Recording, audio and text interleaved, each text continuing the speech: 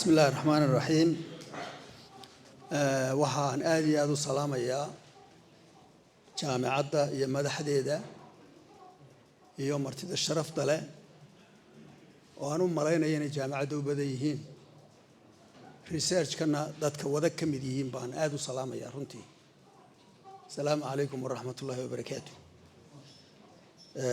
aniga waxaa laygu qaybiyey subject-an aad iigu adkayn oo aan muddo badan ka soo shaqeynay waa foreign aid.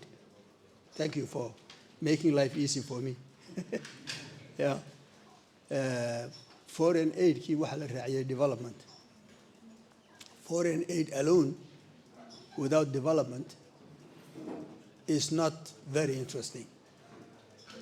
Marka ugu horeeya waxaan doonayaa inaan halkan ka qeexo research waxa weeyaan waxa horta runtu maxay tahay waa la isku qabsadaa runtu at the end of the day maxaa run oo maxaa beena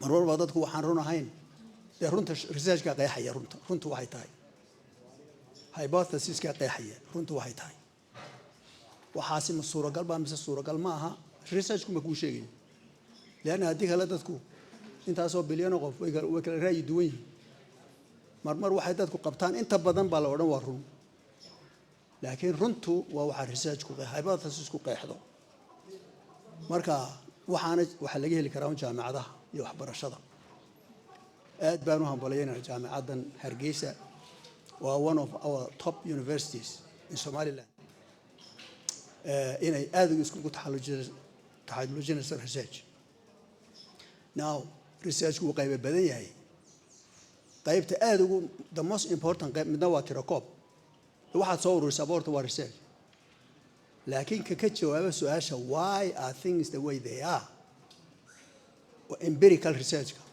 empirical research why are things the way they are and why are they not the other way dabeetana data soo ururiso test garayso ya aad yani research ku dhaarashu leeyahay ya oo dee wuxuu leeyahay arrimaad gasho oo dabeetana ku xaqiijinaya waxaas inaanay suuragal ahayn iyo suuragal yihiin adoo ku sii dhawaanaya suuragalnimadiisa iyo suuragal ahaan inaanu suuragali ku sii dhawaanaya wada T analysis iyo Z analysis iyo waxyaalo badan oo idinku ka waraysaan ayaad hypothesis-ka ku dhaarinaysaa dabeetana waxaa haysaa waxaas suuragal ma eka ya marka research-ka noocaas oo kale yahay wax badan baa laga faa'iideysanayaa inaad ku sii socotaan annaguna waxaan karno idin kala shaqeyno diyaar baan u nahay now aan ku soo noqdaa daba foreign aid iyo development labaduba waxa weeye shaqooyin fara badan oo ayna halkan ku soo koobi karin waa dul xaadsanayaa dushan ka maraya development waa horumar waana adduunyo dhan iyaduna development waa horumar laakiin waxa weeyaan foreign aid horumarka wax ma ka tartaamo baan ka soo qaadayna at this particular point in time inshallah some of the time ayaynu ka hadli doonaa capital formation iyo investment iyo xagga inoo kaxaynayay markaan ka hadli doonaa now horumarka wuxuu leeyahay fundamental inputs buu leeyahay horumarku horta waxa weeye dee inaad hore u socoto ood maanta shalay ka wanaagsanaato wey hataad physically soconayso meel hiigsanayso yeah you have to be closer today to your destiny than yesterday than an hour ago taasuu development yahay waan sii wanaagsanaanayaa adaa define garanaya waxa wanaagu yahay waa caafimaadkii waa educationkii waa cuntadii waa well-beingkii personka as defined by science well-beingkii qofka weeyaan inaad maanta ka wanaagsan development waa kaa horumar waa kaa now horumar ma aha waxaad lacag haysato imaka waddanada horumaray baa lagu odhanay developed countries the least developed countries the very poor countries the fragile countries there are all kinds of categories of countries kuwa not developed ka waxa ku jira kuwa ugu the highest per capita income baa ku jira non developed yeah the Middle East Jordan marka hadaad eegto developed countries kuma jiraan marka development is not how much money you have, it is the sustainability of that development. yeah oilku hadduu berri kaa go'o what are you going to do baa ayaa meesha ku jirta dib ma noqonaysa waa dadkaaga ingenuity-goodii waxay soo saari karayaan wax walba dadka iskugu soo urureen not waxaad meel ka heshay oo dabeetana aad isticmaal consume garanayso dabeetana meel intaad tagto wax walba soo iibsanayso is not development. Development waxa weeye what can your people create if the environment collapses. Yeah, it's the level of education you have. It's the rules and regulations you have. It's how you respect your rules and regulations. Dr. Ahmed was talking about these things. That is what development is. Yeah, it is what you can do for you, for yourself, not what you get from other places. It can be stopped. That is really development. One area aad u ballaaran oo kala nooc public development, private development, yeah, capital formation, education system, access to health care, all those things are part of development.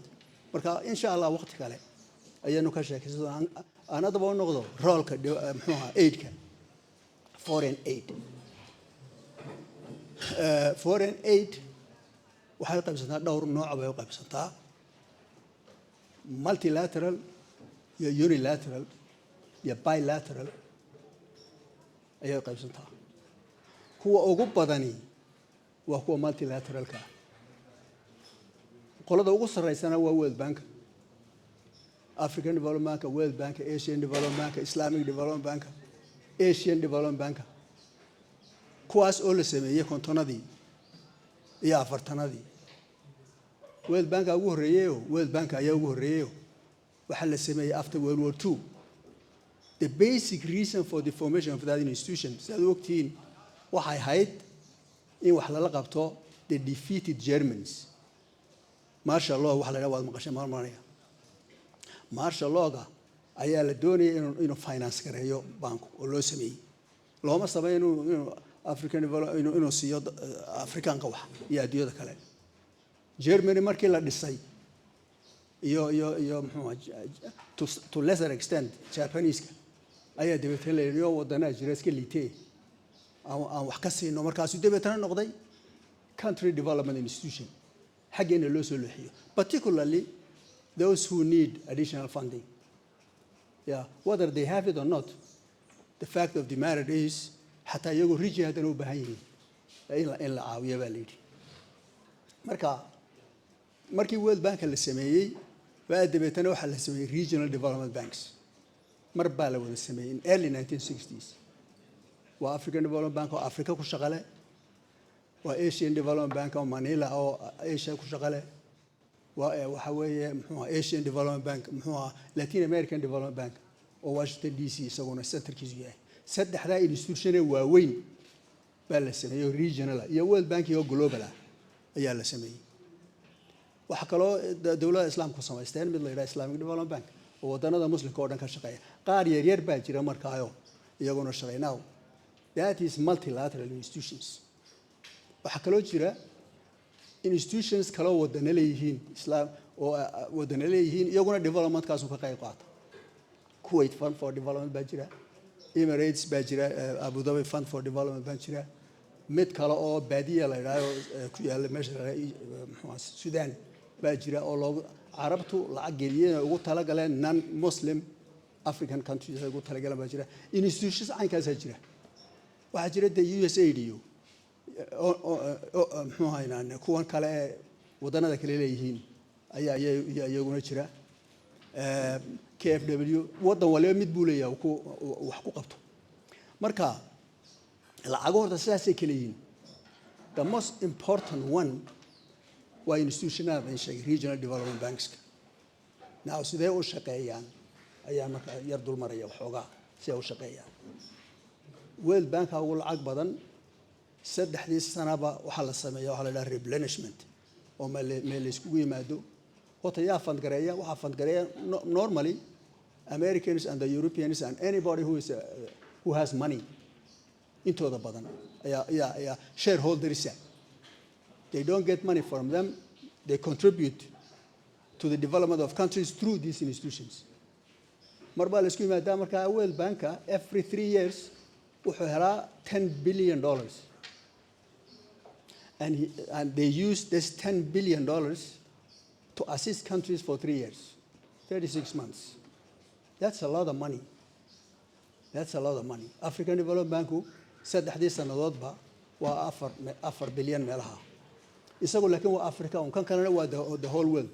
The whole world wuxuu ku soo ururaya. Well, those who cannot support themselves, Africa, qayb way ka tahay. Isku soo ururaya. Latin America malaa 2-3 countries. Asia, 2-3 countries, 54 countries, Africans are all accessible to those funds. Marka, allocation, allocation, that's a lot of money. And I can assure you, if a country is very serious, if they want to get money, there is plenty of it. But you just have to do what needs to be done. And first issue, you have to be serious about what you are saying you will do. Yeah, money is fungible. You have to be able to be creative. You have to be able to be trustworthy. You have to be able to be analytical. And you have to be trusted. Money is categories bayla lacagtu. Mid waa amaah oo waxa weeye it's a loan, but it's a soft loan. Soft loan. Midana waxa weeye isku jir soft loan and grant. Midana waa total grant. Can you imagine you getting $1 billion grant money and not being able to use it? Not being able to use it. Or not being able to justify the areas for which you want to use the money. You are not able to justify. Madanada intooda badan, particularly the Africans. Mushkiladii waxay noqotay waxa aniga igu jiraba ayaa karkaarka dadka weydaarinaysa karkaarka ayay weydaarinaysa maxay igu jira ya markaas dabeetana wax kale reason kale la keenaya waxba dhibaato inoo keenayaan qolo hebel bayna daba wadaan. I always say money has no color. It's money. You can use it. You can build a road. You can build your water system. You can build your electricity. Yeah. All you have to do is articulate a proposal that's sensible. Spend time on it. And follow the rules. You will get a lot of money. Now, wadanada markaa waa la categorize gareeyaa. Dabeetana on the basis of those categories ayaa lacagta lagu allocate gareeyaa. Country-based allocation waxaa la yidhahdaa yeelay normally country-based allocation oo wadanka populationkiisa intuu leeyahay qayb bay ka qaadanaysaa allocationka lagu sameynayo. Wadanka ruleskiisa iyo transparency-giisa rule bay ka qaadanaysaa. Wadanka per capita incomekiisa or inverse relationship. The lower your income, the higher you get allocation. Higher allocation you get. qayb bay ka qaadanaysaa. Your performance, the qayb way bay ka qaadanaysaa. Yeah, 7 or 8 items la categorize gareeyay oo la isku keenay oo dabeetana weighted average lagu sameeyay baa lagu allocate garanaya. Markaas ama waxaad leedahay 10%, 20%, waxbaad helaysaa. The better you perform, the higher your allocation of funds. ayaa iyaduna meesha ku jirta. Waxa kale oo ku jirta wadanada qaar waa la xallo categorize gareeyay inay grant only helaan. Grant only countries baa jira. Grant and loan category baa jira. Only loans baa jira. Xataa loanka laftiisa oo jaban. Yeah. oo interestkeedu aad u hooseeyo, marketka hooseeyo, 50 sanadooda adoo bilyan qaatay 50 sanadood ku bixinaya. Interestna aan lagu saarayn balka waran. Go get it and use it. Don't say maxay igu jireen. Go get it and use it. Ya wadakaagu uu develop garoobayahay. Hadhow 50 sanad dabadeed baad iska bixinaysaa. Go get it and use it. Marka categories kuna iyaguna waa saaway. The issue waxa weeye marka inaga inoo taala wadanada u taala wadanada qaar marmar baad soo dhanaysaa categoriga loanka qaadanaya haddaad aad u fahamto loanka qaadanaya waxaan doonayaa inaan isyar nabo oo hoosta isku nabo oo XYZ sameeyo si aan ugu qualify garoobo grantina qaato waxaaguna hoostay ka socdaan ya leena haddaad meesha loo baahan yahay gaadho waxaad qaadanaysaa loan itself is not bad laakiin grantka kaaga soo marka arrimaad samaynaysaa waad snabaysaa waana lagula fahmayaa oo waxaad leedahay categories dhan oo dadka iyaga ah baa sidaas abaad oranaysaa dabeetana researchkaad samaynaysaa you know waxa markaas saasaad wixii ku helaysaa now waxaan ku soo gabagabeynayaa waxaasoo lacag way taallaa waddanada intooda badan and I must say regrettably Soomaalidu ka mid tahay lacag badan ma helayaan because tii la siiyey baanay account ayaanay reportkeeda keenin tii la siiyey yaanay reportkeeda keenin marka waxay helaanba intaasoo waxaa imanaya muxuu ahaa missions baa imanaya missionski iyagoo disappointed ay noqonayaan waxaa kaloo noqonayaan iyadoo 10 milyan ee la siiyey grantka ahaa weli isku leynaya dadkii implement gareynayay isku leynaya weli they come back you know we discuss yeah dadkiiba waxay isku leynayaan mid aan uu garanaya baa noqonaya implementing agency-ga madaxu noqonayo markaas waxa lagu oranaya for the last 10 years you were only able to use the implementation unit money where is the other money so diga dadka abaaraho biyaan la soo diga where is it marka fadhi aan uga noqon hadaan doonayno inaan dalkeena develop garayno adeer ya runtu ma fanta bay tiri islaanti runtu fanta maaha in runta la isku sheego weeyaan hadaan doonayno to get access to these big monies we must move the country forward move the agenda forward we must be trusted we must be transparent yeah and we must be able to implement the rules the way they are waddanada marka la yimaado rule aan ma jirto shuruucdu way jiraan but who cares yeah marka waxaan ku soo gabagabeynaa waxa weeye runtii developmentku dadka sameeya I have said this so many times dadka sameeya dadkay ku xidhan yahay iyo madaxdooda of course madaxdana waxay u baahan la respect gareeyo doctorku wuxuu ka hadlayay markii dhaweyd powerska kala duwan powerska kale iyo powerka dawladda there is inverse relationship between the two they cannot grow together the lower the power of the government the higher the others vacuum by money and all those odayal sultan and all that they thrive when the government is weak and they disappear when the government is strong of course dadweynaha waxa looga baahan yahay that they cede some of the powers with the people always everywhere but they have to cede some of their powers and most of their powers public powers to the government so that the government can lead the nation many multiplicity of governments cannot succeed waan soo gabagabeynayaa these are very interesting subjects and I hope I will have a chance to come to the university a number of times and we talk about these things.